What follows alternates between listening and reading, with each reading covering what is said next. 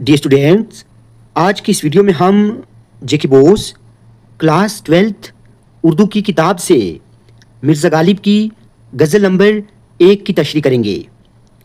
Students, आज है इस वीडियो में आपको इस गज़ल की बिल्कुल सादा और आसान सी तशरीह देखने को मिलेगी, जिससे आपको एग्ज़ाम में पूरे के पूरे मार्क्स ज़रूर मिलेंगे। तो चलिए स्टार्ट करते हैं। देखिए गज़ल का पहला शेर क्या है। सब कहाँ कुछ लाला व गुल में नुमायाँ हो गईं, खाक में क्या सूरतें होंगी कि पिन्हा हो गईं। लाला व गुल कहते हैं खूबसूरत फूलों को, यानी खूबसूरत फूल। नुमायाँ का मतलब होता है जाहिर होना, यानी दिखना। खाक मिट्टी को कहते हैं, सूरतें यानी शक्लें, और पिन्हा का मतलब होता है छुपा हुआ या छुपी हुई। तो चलिए इस शेर की तशरीह देखते हैं। ये शेर मिर्ज़ा गालिब की गज़ल का मतला है। मतला यानी वो शेर जिसके दोनों मिसरे हम काफिया और हम रदीफ हों, उसे मतला कहते हैं। इस शेर में शायर फरमाते हैं कि फूल अगरचे खूबसूरती की अलामत हैं, यानी खूबसूरती की निशानी हैं, लेकिन दुनिया की हर खूबसूरत हस्ती फूलों की सूरत में मौजूद नहीं। बहुत से हसीन और अजीम लोग वफात पाकर मिट्टी में दफन हो चुके हैं। शायर इस ख्याल के ज़रिए इंसान की फ़ानी ज़िंदगी और दुनिया की बेसबाती को निहायत मुअस्सर अंदाज में बयान करता है। यानी इंसानी ज़िंदगी जो है ये चंद ही पलों की है, कुछ ही पलों की है, जो कभी भी मिट सकती है। शायर ने इस हकीकत को बड़े ही मुअस्सर अंदाज में बयान किया है। दूसरा शेर है, याद थी हमको भी रंगारंग बज़्म आराइयाँ, लेकिन अब नक्शो निगारे ताके निसियाँ हो गईं। रंगारंग का मतलब होता है मुख्तलिफ रंगों वाली। बज़्म आराइयाँ मानी महफिलों की रौनकें। नक्शो निगार कहते हैं यादों को, यानी कोई खूबसूरत याद, दिलकश याद। और ताके निसियाँ का मतलब होता है भूल जाने की जगह, यानी जिसको भुलाया जा सके। ठीक है, ये इन मुश्किल अल्फाज के मानी थे। अब इसकी तशरीह देखें। गज़ल के इस शेर में शायर मिर्ज़ा गालिब फरमाते हैं कि हमें भी कभी खुशियों भरी महफिलें और उनकी रौनकें याद थीं, लेकिन वक्त गुजरने के साथ वो सब यादें धुंधली पड़ गईं और भुला दी गईं। दुनिया की खुशियाँ हमेशा बाकी नहीं रहती। वक्त के साथ हर चीज़ माजी का हिस्सा बन जाती है, यानी कि इस दुनिया में हर एक चीज़ को भुला दिया जाता है और वो एक माजी का हमारा पास्ट बन जाता है। तीसरा शेर क्या है, कैद में याकूब ने ली गोना यूसुफ की खबर, लेकिन आंखें रोज़ने दीवार जिंदा हो गईं। याकूब यूसुफ के वालिद थे। कैद में याकूब ने ली गोना यूसुफ की खबर, लेकिन आंखें रोज़ने दीवार जिंदा हो गईं। ठीक है, हज़रत यूसुफ हज़रत याकूब के बेटे थे। रोज़न रोशनदान को कहते हैं, यानी सुराख जहाँ से रोशनी अंदर आती है। दीवार जिंदा का मतलब होता है कैद खाने की दीवार। ठीक है, तो देखिए तशरीह क्या है। ये शेर मिर्ज़ा गालिब की गज़ल से लिया गया है। इस शेर में शायर हज़रत याकूब के गम की मिसाल देते हुए कहते हैं कि अगरचे उन्हें हज़रत यूसुफ की खबर न मिली, मगर इंतज़ार करते करते उनकी आंखें कैद खाने की दीवार के सुराख की तरह हर वक्त रास्ता देखती रहीं। इस शेर में जुदाई और इंतज़ार की शिद्दत बयान की गई है।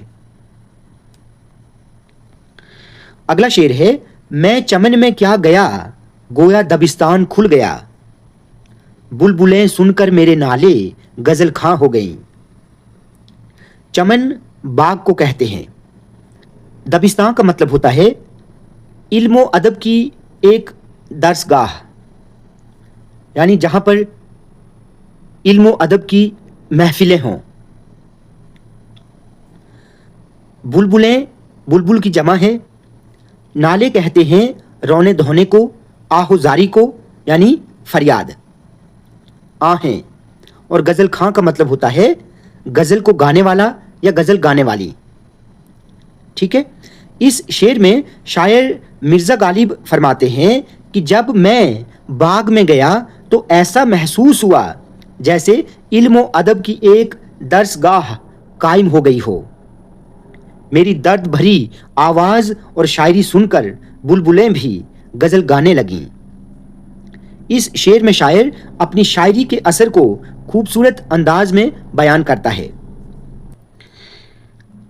अब अगला शेर देखें, हम मुवहिद हैं, हमारा केश है तर्क रसूम, मिल्लतें जब मिट गईं अज्जाए ईमान हो गईं।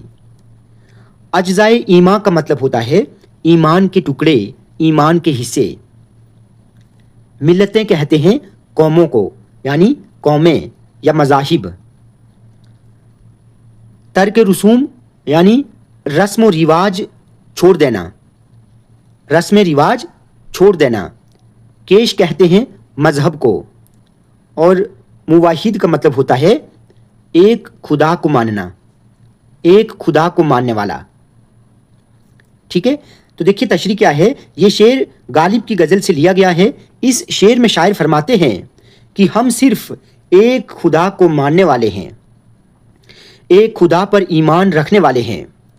हम बेबुनियाद रस्म व रिवाज को अहमियत नहीं देते। जब इंसान तासुब और फ़िरका बंदी से ऊपर उठ जाता है तो सब इंसान एक जैसे नज़र आते हैं।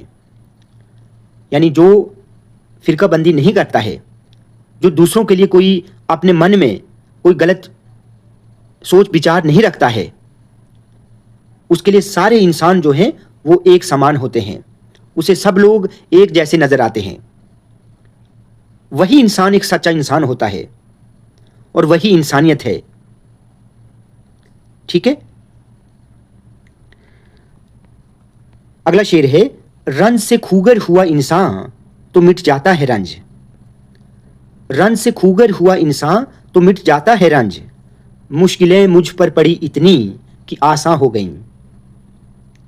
रंज गम को कहते हैं, यानी दुख। खूगर का मतलब होता है आदी, किसी चीज़ की आदत पड़ जाना। ठीक है। तो देखिए गज़ल के इस शेर में शायर गालिब फरमाते हैं कि जब इंसान मुसलसल दुख और तकलीफ़ बर्दाश्त करता रहे तो वो उनका आदी हो जाता है। क्योंकि मैं भी दुख, तकलीफ़ और परेशानियों का आदी हो चुका हूँ। मेरे ऊपर इतनी मुसीबतें आईं कि अब मुझे मुश्किल महसूस नहीं होती, यानी कि सारी मुसीबतें अब मुझे आसान लगती हैं। शायर अपनी ज़िंदगी के मुसलसल गमों का जिक्र करता है। इस शेर में सब्र और बर्दाश्त का सबक भी मिलता है, यानी कि सब्र करना बहुत ज़रूरी है। अगर आप बर्दाश्त करेंगे, सब्र करेंगे, तो यकीनन एक दिन आपको उस सब्र का फल ज़रूर मिलेगा। यानी आज दुख है, आज कोई गम है, तो कल वही दुख खुशी में बदल जाएगा। गज़ल का आखिरी शेर, जिसको हम मक्ता कहते हैं, यूं ही गर रोता रहा गालिब तो ए अहले जहां, देखना इन बस्तियों को तुम कि वीरान हो गईं। अहले जहां यानी दुनिया वाले, वीरान का मतलब होता है बिल्कुल सुनसान, खाली या उजड़ा हुआ। गज़ल के आखिरी शेर में शायर मिर्ज़ा गालिब दुनिया वालों से मुखातिब होकर कहते हैं कि अगर गालिब इसी तरह अपने गमों पर रोता रहा तो इसके आंसुओं की कसरत से बस्तियां भी वीरान हो जाएंगी। غالب اپنی زندگی کے مسلسل غموں اور مصیبتوں سے بہت زیادہ پریشان تھے۔ اس شعر میں شاعر نے نہایت ہی مؤثر انداز میں اپنے درد دل اور جذبات کی گہرائی کو پیش کیا ہے۔ تو اسٹوڈنٹس، یہ اس غزل کی تشریح تھی۔ بالکل سادہ اور آسان زبان میں نے یہ تشریح لکھی ہے۔ اسٹوڈنٹس، آج کی یہ ویڈیو آپ کو اچھی لگی ہو تو آپ پلیز اس ویڈیو کو زیادہ سے زیادہ لائک اور شیئر کریں اور چینل کو سبسکرائب کرنا نہ بھولیں۔